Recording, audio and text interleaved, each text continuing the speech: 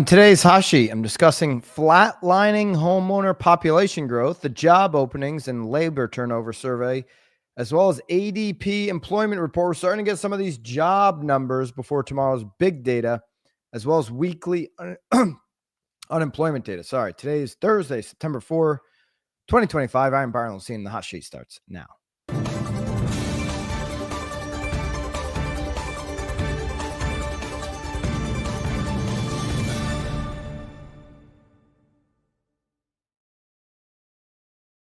All right, we're getting some early labor reports, job data coming in before tomorrow's big job report.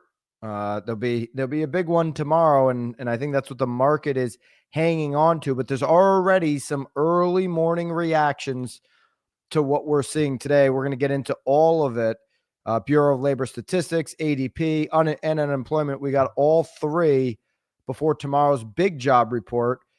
Before we do that, let's jump into this Redfin news report. Let me know where you're tuning in from. I'm live from Naples, Florida here. U.S. homeowner population, according to Redfin, stops growing for the first time in nearly a decade. Okay, so number of homeowner households fell 0.1%. It's kind of like not falling at all, moving sideways almost, but it is down. It's down for the first time in 10 years, 0.1%. year over year in the second quarter. It is a small decline, but it's the first since 2016. The number of rental households rose 2.6%, one of the biggest increases in recent years. This doesn't upset Jerome Powell. It doesn't upset the Fed. It doesn't upset many who believe, hey, let's just go to renter nation. Okay. By the way, I think there's some young folks that are like, I just rather rent, be flexible. I was on a conversation early this morning with a mentor of mine. She's an EOS implementer, and she's just somebody super successful. She's got some kids that are now out of the college years and working, and she's like, hey, they just have absolutely no interest in owning a home anytime soon. They like bouncing from city to city, being mobile, being flexible. And so, they got no interest in that responsibility. And so when you couple that flexibility of being young, we know here on the Hot Sheet, and I said this, I said, hey, there is a huge demographic. There's a huge contingent of young people who want the stability of a home. Yeah, there's a large group of young people that want the flexibility of going job to job, but at some point, that too will get tiresome. That too will get old. That too will kind of burn you out.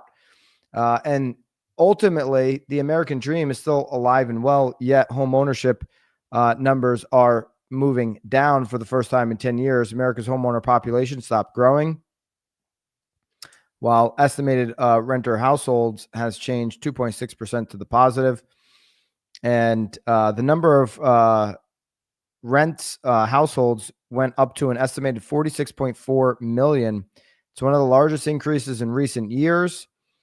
And look at this homeowner population increase that we saw in quarter two of 2020, up to 4.6%. Quarter two of 2020, everybody wanted their own space, right? Everybody wanted the flexibility of owning. And, if you're going to be locked up, you'd prefer it not to be in an apartment, but in your own space. Okay. So some of the things that were happening socially really drove a lot of those decisions. Okay. This is all driving from U.S. Census Bureau data that Redfin collected. America's homeowner population is no longer growing, one of Redfin's head of economics research says, because rising home prices, high mortgage rates, and economic uncertainty that have made it increasingly difficult to own a home. Okay, I would definitely say I'd put rates at number one. If rates came down, more people would own a home, even with high price points. Remember, I'm not somebody who's going to get super upset about these really high price points when the government printed 80% of the US dollar. If hard assets, something that's actually worth something, dirt, land, wood, shelter, wasn't going up in price, but yet our dollar, we printed 80% of it, I'd be concerned about that. Okay. These hard assets are going to go up as the government prints money. So the high home prices are less of a concern. I get it. We have an affordability shortage, but it's the high mortgage rates that are boxing some people out of the market. Certainly a lot of sellers who would be buyers on the other end. The economic uncertainties, hold back, obviously, investments from companies, and we're going to get into some of the jobs and what's going on there. And obviously, wage growth needs to keep up with what's going on. So home ownership rate, looking at this number, is at 65%. Slightly down from 65.6% a year earlier. The rentership rate is 35%. Go figure, 65 and 35 equals 100 from 34.4% a year earlier. Now, these numbers, you go back to the run up before the great financial crisis, we got as high as 69% on home ownership rate. We're really never in the 70s. So those 69 percentiles in 23, 24, 25, they were obviously inflated numbers with a mortgage crisis where anybody could get a mortgage. Okay, this number went all the way down during the recovery to 62.9%. And we saw it as high in quarter two of 2020 at 67.9%. Now kind of more towards I would say a historical average. Well, historical average might be a little tick higher at 67, but at 65%, I haven't seen this move too much outside of that 63 and on the high end, 69 there. So sitting right in the middle at 65% on home ownership rate, while the rentership rate certainly has moved up. Remember, Jerome Powell and the Fed don't care if you rent. They don't care about home ownership. They care about maximizing prices or stabilizing prices and maximizing employment. And if that means we're going to get into a renter nation, so be it. But go back to 1994. This number was 36.2%, while home ownership rate was less than it was today at 63.8. We're at 35%, getting as low as 30% and getting as low recently as 32% back in 2020. So these numbers haven't changed all that much over time. Kind of would introduce the argument that is home ownership actually, the right solution for the most amount of people? Well, it seems to be the right solution for about 65%. But getting into numbers like 80% of people should own a home. Now, I believe home ownership is a really stable choice for future wealth. Obviously, the difference between, wealth generation between a homeowner and a renter is dramatic, and we know what that is. But it's just not particularly right for everybody. If we look at particular locations, we see some Austin, Texas, okay, 56.9% on home ownership rate. So 43% in Austin are renting. Austin is one of the cities in terms of inventory, that's done the best job for a major city for affordability. It also attracts a lot of young people who maybe are not going to say, hey, Austin's going to be my home forever. And you're seeing what that conversation I had this morning, that's probably playing out quite a bit in a place like Austin, where you just have large amounts of young people that don't want to commit to home ownership, because I would argue that Austin has more affordable options for home ownership right now than a lot of other cities. Okay. And so if you wanted to be a homeowner in Austin, it's achievable. Okay. We're not talking, Manhattan or Boston or San Francisco. In Austin, being a homeowner is achievable, but there is a cultural element to what's happening in Austin that was similar to that conversation I had this morning, and only 57% home ownership rate there. Boston, very expensive city, 62%. Now, Cape Coral, where, north of where I'm sitting here today, Wall Street Journal has identified as the worst market in the country, high inventory, prices are plummeting. has a 74% home ownership rate, well above the national average. 3 out of 4 people own a home. You have a older community in Cape Coral than you do in Austin, Texas, for example. You have more retirees. They want to own, okay? And they don't want to be renting if they don't have to, okay? Second home stops like Charleston, South Carolina, 77%. They own the home, okay? Denver, going back the other direction, like in Austin, 59%. So the culture and the makeup and who decides to live in these cities has a lot to do with the home ownership rates. I'll take all of that information. I'll drop it into the Hot Sheet classroom on inside of school for our BAMX members, so you can access that. All of our members get access to Hot Sheet slides each and every single day, as well as all of the show notes of how we make the show each and every single day. Just go to Classroom, Hot Sheet tab, and click on today. All of today's charts, as well as Hot Sheet show notes available for you. Big day on the Hot Sheet classroom there today. All right. Let's go into Bureau of Labor Statistics. This is the news that is moving the market today, and we'll be looking for very closely for what happens going into tomorrow, but you're already seeing the headlines, okay?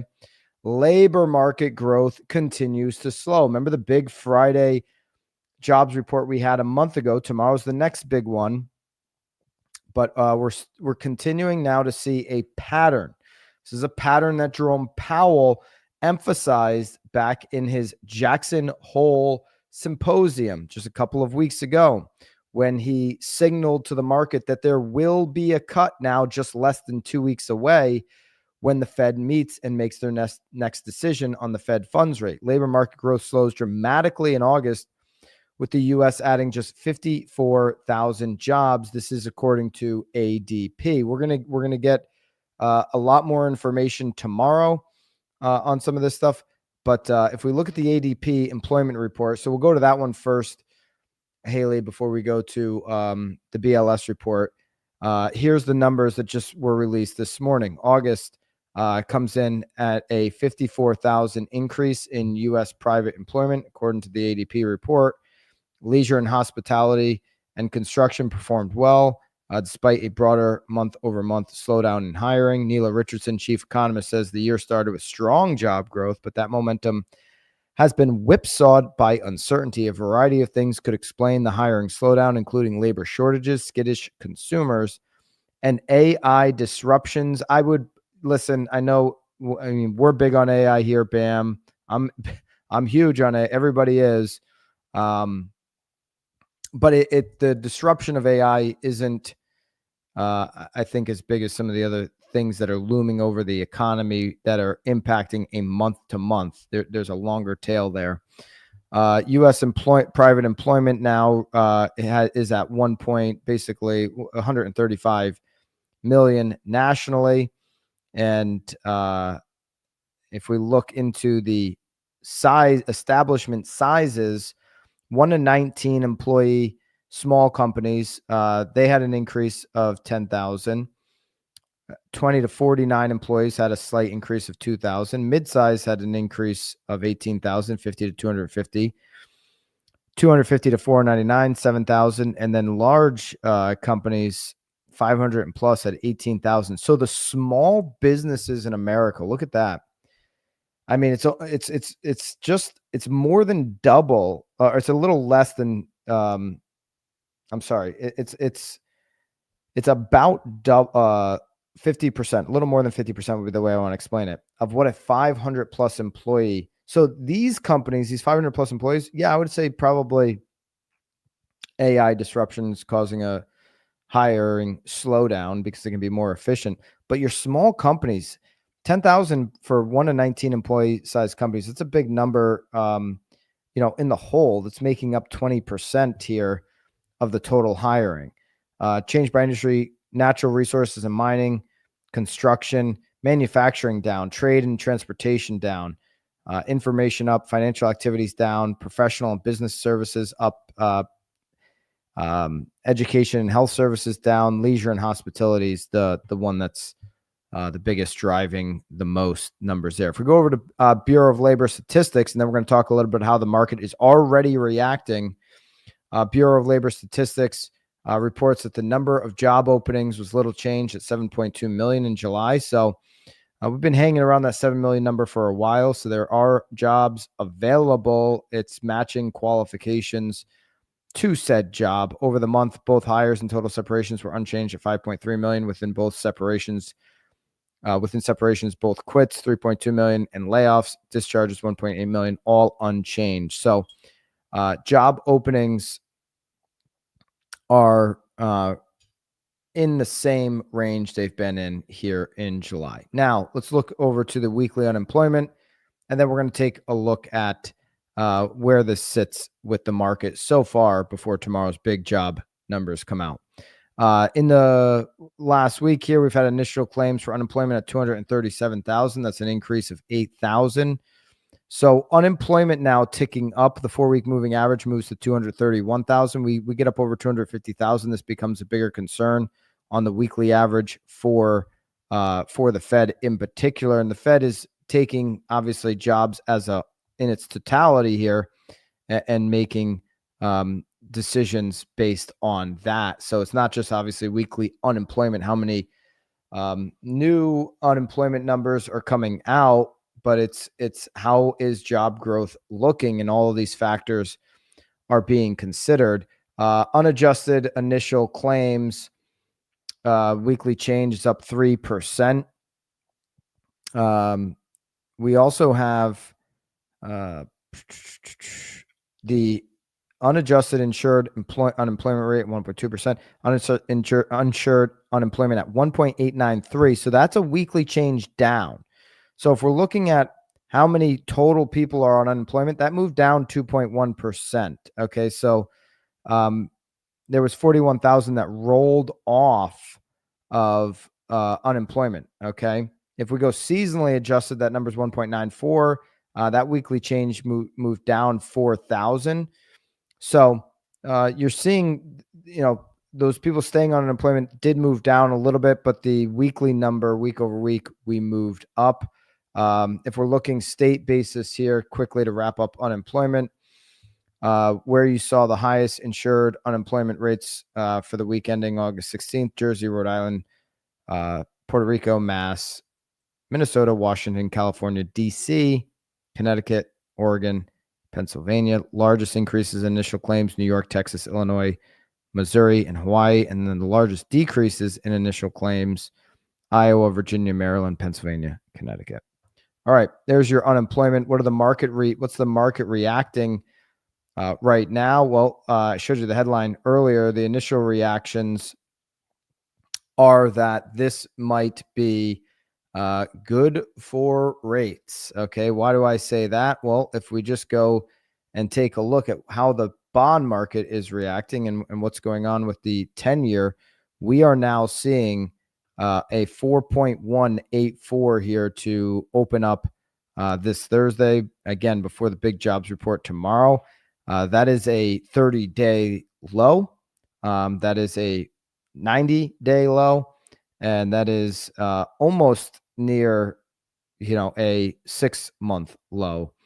We had that one spike down back in April, but over the last 30 days, it's the low point, 4.18684 is where we sit here right now. We've been as high as 4.325 and above that even over the last 30 days. So market taking this information in. There's going to be more information obviously tomorrow with the big jobs report, and is already reacting to it. If we take a look at CME Group, okay, we are now at a 98% chance that there will be a cut. This is up from yesterday off of this news. So a market very confident that Jerome Powell is going to come through, and Polymarket says it's not only an 88% chance, but 7% on top of that there could be a 50 basis point chance, totaling a 95% chance from Polymarket that there will be a cut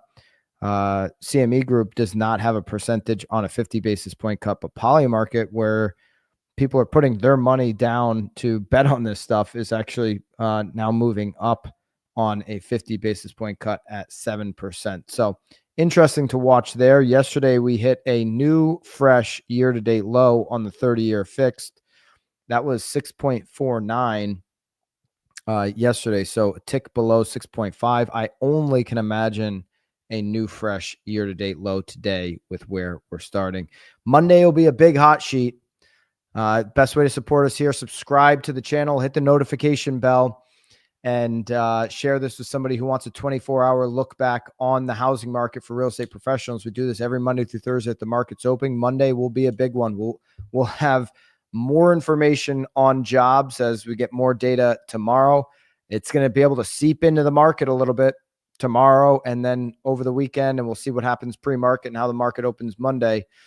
September's markets, by the way, before I jump here, look at this.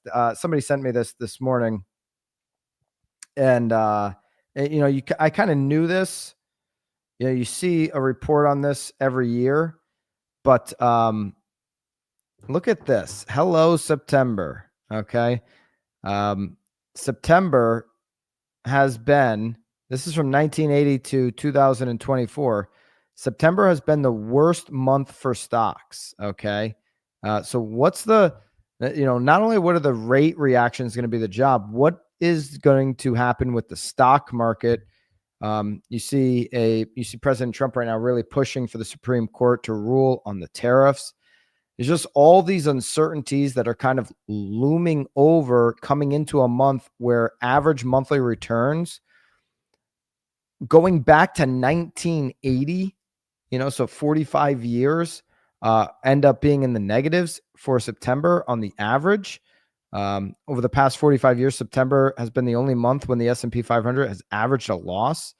While it's one thing to know September is weak on average, it's another to see how often it really goes south. And here's how often it goes south. 45-year snapshot of September slumps. It's more than half of September's go down. So what's going to happen this September? There's obviously a lot of implications, a lot swirling around. This is a little bit of a different September with everything that's happening.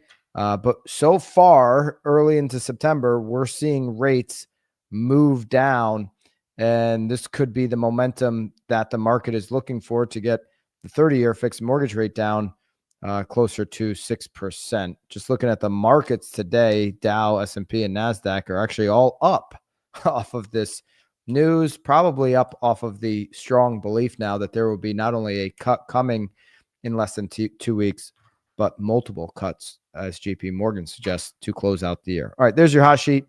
Subscribe to the channel, share it with somebody who can benefit, and I will see you guys on Knowledge Brokers podcast tomorrow, separate channel, and I'll see you back here on the hot sheet on Monday. Until then, toodaloo.